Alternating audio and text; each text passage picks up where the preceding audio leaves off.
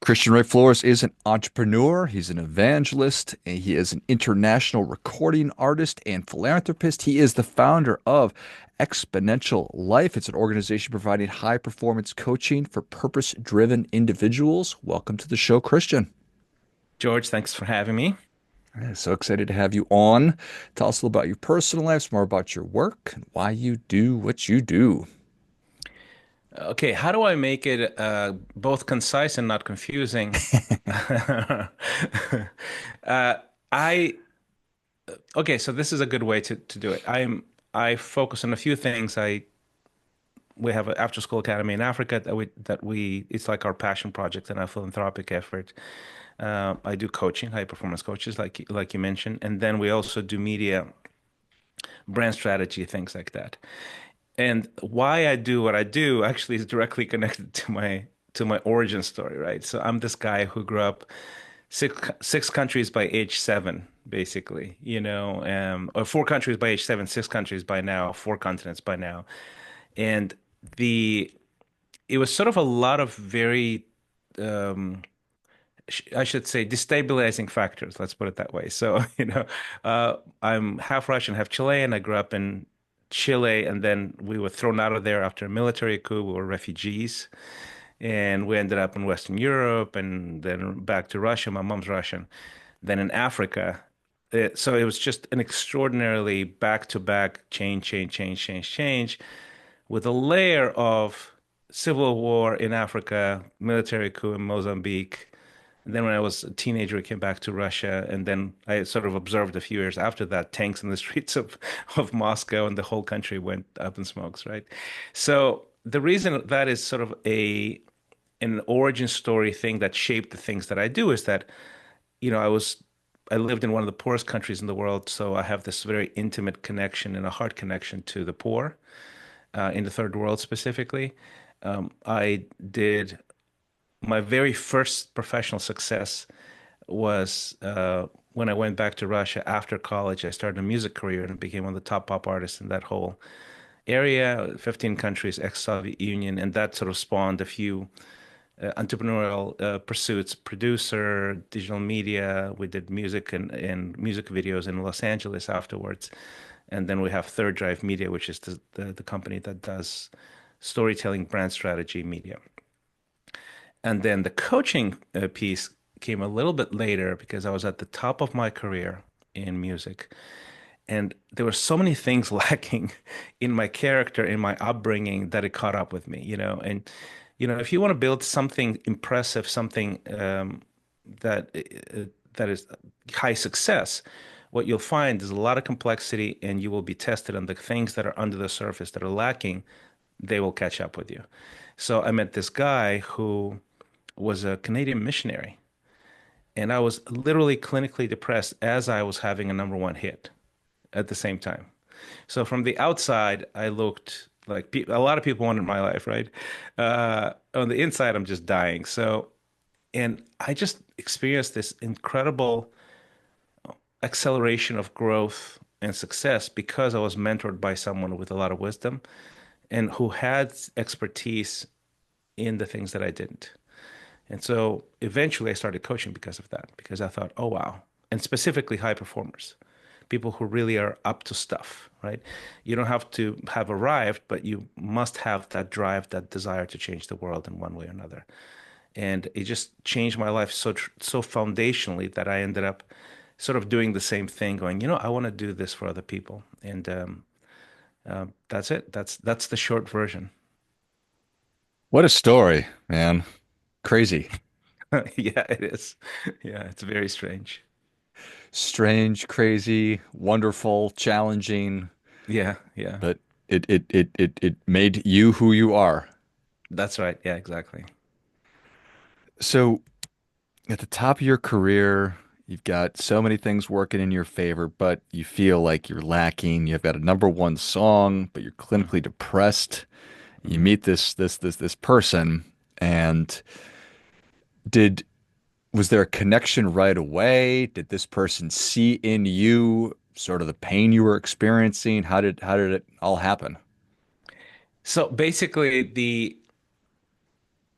he's a Canadian missionary, which basically means he's busy. He's basically started this whole movement of churches in the former Soviet Union that went from like 17 people to 10,000 people, right? The Wow. guy was, yeah, he was busy, but also out of touch completely with Russian, pop culture, right? Because he's Canadian, right? I don't listen to. Sure. Well, that's a beautiful thing when you are someone famous and the person who mentors you is not fazed by that, right? They're not intimidated by that. They're not overwhelmed by that. They just treat you as a human being. And that was a massive thing that it helped me because I was surrounded by people who had that layer of the persona was so dominant that they couldn't see the person exactly how the person is. And people who are very close to me, they were on my team, so they're biased because, their livelihood depends on me, right? So it's sort of, I mean, in general, when you're in leadership situations, you have this isolation factor. And the way it happened for me, it was actually, I saw in him something that was profoundly lacking in me. And for me, I was terrible at romance because I have come from three generations of broken homes. My parents got divorced, and I really wanted a family, and I didn't know how to shape it, and I would basically sabotage every relationship that got serious. And we were having dinner at his house one day, and it was literally, I think, the second time we were hanging out. So it was very quick. It was not like this win me over type situation. I just saw his family basically. And I said to him, "How do I get what you have?" And he knew exactly what I meant because I had that look in my face, I think, And he was like, "I can teach you." And that was it. So it was that. And something sort of flipped in me. And I said, he has what I don't have. He's really good at it, clearly. And I will, hang on every word that he says. And I'm going to do everything he tells me to do. So that was sort of the smartest thing I did because I made myself very coachable, you know. And that's it. Like, I've been married for 25 years, have a fantastic marriage, three kids. So just tremendous transformation. And that's just one sliver of change that I experienced being coached by someone who knows what they're doing. Yeah. Well, that's an amazing story. Is that person still with us? Yeah, yeah. hmm Yeah, he's sort of all over great, but surprisingly, he spends mo half of his time in Austin now, which is like of all places on the planet. He lands in Austin as well, so pretty cool. Yeah, yeah, for sure. It's a real blessing to have him be part of your life. So, do you think that the problems that you had, because your experience, everyone's experience is unique Yeah, to of to course. oneself. Your Yeah, experience was extremely unique, and I guess maybe just yeah. differently unique. Uh, but do you think that your problems were unique, or the problems that you worked through common to lots of people? Oh, I mean, what I say is that, look, you're very special, but you're not unique. You know? So, yeah, absolutely. We have the same exact problems, the same exact set of problems. We have a few knobs that can be turned up and down, and so that is actually good news. I don't think it makes us boring. I think it makes Hmm. us, you know, um, sort of we can be helped by someone who can direct us, right? And the same, like, look, if you go to the hospital, that you can be very unique and very special, but the surgeon knows where things are most of the time, like very, very, very few exceptions. So the surgeon can help you because you're a human being, basically, right? So it's sort of the same thing. Yeah, I think that that's a wonderful way to put it. You're very special, but you're not unique. And we do have levers or dials that can be pulled or turned. Exactly. Yeah. Yeah. It's a beautiful thing. For sure. I think that it's aspirational. It's hopeful because there are a lot of people who are struggling. Yes, exactly. Yeah, exactly. So you were ready for this. You were ready, even though hmm maybe you didn't realize it because you went to this gentleman's house. You're like, Yeah. this is what's missing from me. This is something I want. Yeah. So it was like a pull that you were pulled towards that versus somebody pushing you. I think so, yes, for sure. Like I literally recruited myself as an apprentice to this guy. So, yeah. And you were used to, though, well, I mean, we could talk obviously for hours how you jump from country to country and culture to culture and somehow become a pop star in Russia in the region. That's extraordinary. There's books that could be written about that, and maybe there have, Yeah. and potentially Yeah. one day there will. So Yeah. you were obviously a driven person. You didn't need somebody to push you, or maybe you did, or maybe there were people who were sort of dragging you through this. I think yes. I mean, that's the one thing that, there's actually almost everything that I have that is good that helped me along the line, the way it came from the suffering, from the early suffering, right? So I really truly believe that it's not even um, sort of stability, right, or resilience that is can be tapped into. Is anti-fragility that we can tap into as human beings, which basically the difference between resilience is you get hit, you keep going. Anti-fragility, you grow because you get hit. So you don't grow in spite of the obstacles, you grow because of the obstacles. And I firmly believe that we are anti-fragile beings. We just need to know how this thing works. And it's extraordinary what can happen in your life once you understand the principles of it and start using it in your favor.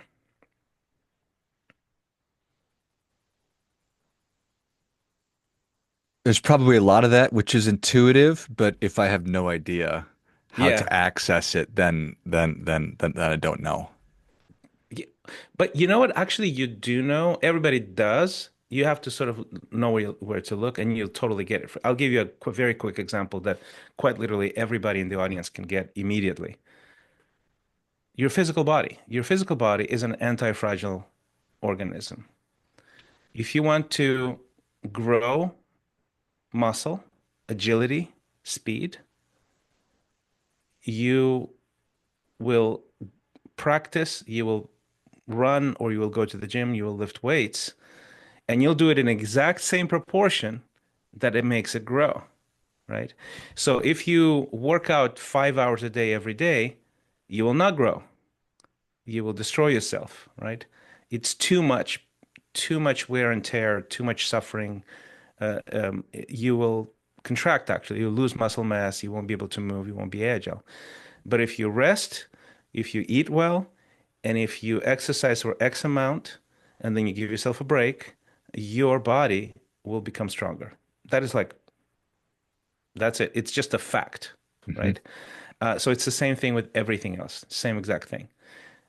So you don't, you know, you don't try to get killed and crushed by life. So you have these systems to stabilize you, to rest, to receive the proper, spiritual, mental, intellectual, emotional nutrition, et cetera, et cetera. But then you do something hard every single day in the exact same proportion that will make you incrementally grow. And if you just improve 1% a day, you've made a lot of progress during the year, basically. So the principle basically holds, I mean, exactly like in your physical body. That makes a lot of sense. And I think Hmm. so. Think you're right. We can all identify with that going way Yeah. too hard and burning ourselves out, getting injured. And Hmm. certainly as a culture, we're redlining ourselves by working too much and burning ourselves out and just, Yeah, yeah. We're the most workaholic nation on earth, maybe only rivaled by Japan. Mhm.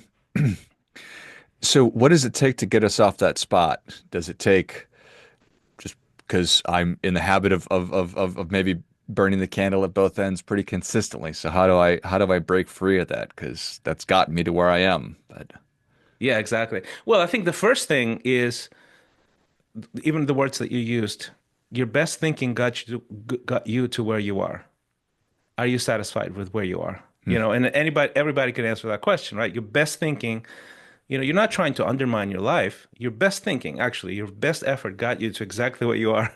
So you look around and you go, okay, what is it? What is it that I want to change, right? And that gives you the motivation of going, okay, then a change, a transformation, a change of thinking, a change of doing, acting, sort of doing things it's necessary. Am I ready for change? And that is a profound question because we all want change, but we are not ready to do the work, right? If you're out of shape and inflexible and are, lack energy, you don't want, you project your life forward and go, I don't want to be that way. Well, do you want to, is the pain of staying the same higher than the pain of change or vice versa, right? So if the pain of change is higher than the perceived pain of staying the same, you'll stay the same. You'll dream about things, you'll be inspired by a podcast like this one, and you won't change.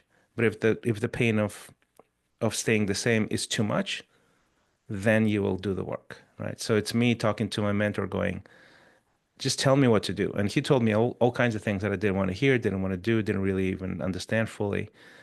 And I was like, okay, done, you know, very uncomfortable. And that brings tremendous change. I agree with everything that you said. And you are looking for the people that aren't afraid of working hard. It's just that what they've been doing has gotten Yeah. them success, but if they project it out, it's not what they really want. They're not Yeah. satisfied. Yeah. Yeah. Yeah. I mean, you always, when you work hard in your career, in your relationships, your marriage, your finances, you always envision sort of this thing, what's on the other side of this, right? Hmm. And honestly, this is very human. We just arrive there and go, huh, I'm not exactly happy here. There's a lot of things lacking, and this is why.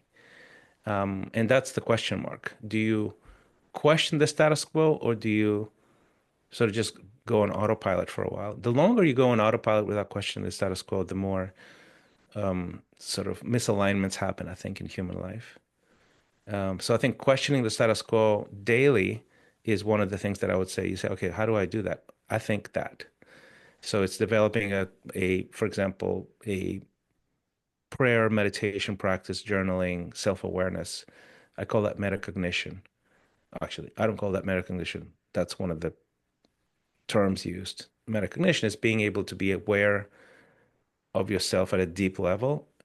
And I think we all have a sense of awareness, but most of the time we just don't question the status quo. But if we have a practice that is daily, for example, that questions the status quo by this is what you do at this hour every single day.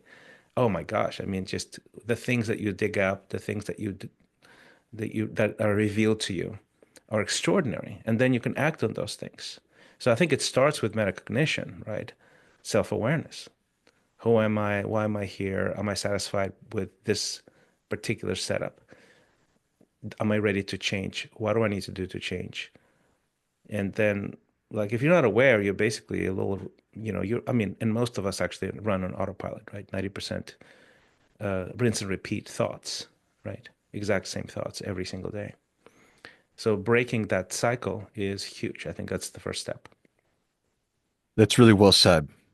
And the daily check-in probably really important because Yeah, if I don't, and I wake up 3 months from now, I've drifted 3 months worth of that's drifting right. away from what I really want. If it's a year, it's the gulf is so much wider versus if I'm doing it on a daily basis and I have those Yeah, understanding of myself and my preferences. And if I understand the interventions that I can take and apply, it's easier to make those small adjustments.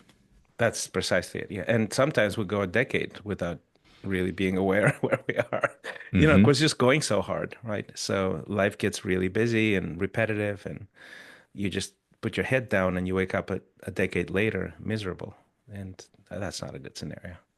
Yeah, no, that is not a good scenario, but so easily done, especially I think you said you have 3 kids. I've got 3 kids, and it's easy Mm. to get caught Yeah. up in the day to day. Now there's all these other people who are around and Hmm. needing and worthy and deserving of my time and attention. And as a self-sacrificing person and a caring person, I'm going to pour myself into them and probably not think about myself. So. Yeah. Yeah. But that's not a good thing either. So Yeah. they need me at 100% or as close to 100% as I can be. Exactly. And I mean, that's how absent parents especially dads, end up being absent, emotionally unavailable, not present. So you're physically there, you're maybe even providing for your kids, you have the best of intentions, but you're not self-aware enough, you're not aware of them enough, and then, you know, they resent you later, right? And you can say, "But I gave you this and I gave you that," and they go, "Yeah, but we wanted you." So, yeah, I mean, happens all the time, right? Yeah, I'd prefer not to find myself in that scenario. I'm Yeah, sure me, everybody me else neither. would too. Yeah. So that's the question to ask, or that is a question to ask. Well, Christian, thank you so much for coming on. Where can people learn more? People are curious and intrigued. How can they engage with you? I think the best way is just go to my newsletter. It's on Substack. ChristianRayFlores.com is the URL. And I post there twice a week. Half of the posts are free. Half of the posts are for people who want to go deeper. It's a little like it'll cost you a latte a month. And the best of the best that I find is there.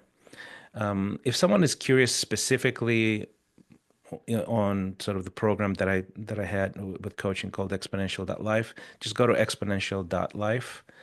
Exponential is spelled without the E, and you'll get all the details there. Excellent.